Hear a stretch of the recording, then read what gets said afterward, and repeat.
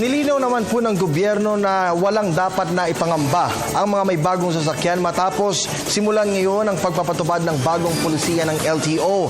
Ayon po kay DOTC Secretary June Abaya, hindi po ito no plate, no travel policy. Bagkus papayagan daw magbiyahe ang mga walang plakang sasakyan basta't may rehistro. Ayon sa kalihim, nabigyan naman ng sapat na panahon ng mga motorista para maisaayos ang kanilang mga rehistro.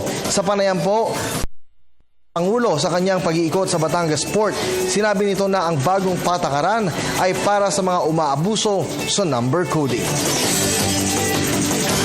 License plates. Pero yung backlog, ginawang dahilan para hindi kunin ng mga dealer yung plaka sa LTO.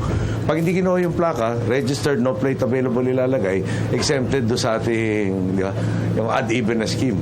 So, ngayon, para in-reiterate lang, na lalo sa brand new na sasakyan, nandiyan yung mga plaka nyo, kunin. At mula, ang pagkaintindi ko 2 weeks ago, biglang finally, pinagkukuha na ng mga dealer yung wala nang dahilan na dapat hindi mo ikabit yung plaka mo.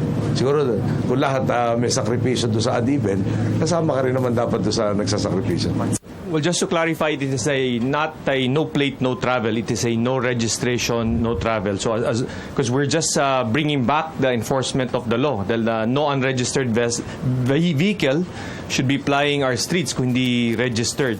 Nilift po namin yan, sinuspend, and then we admitted that we had a backlog, may pagkukulang ng gobyerno, so karapat-dapat lang na hindi maharasa.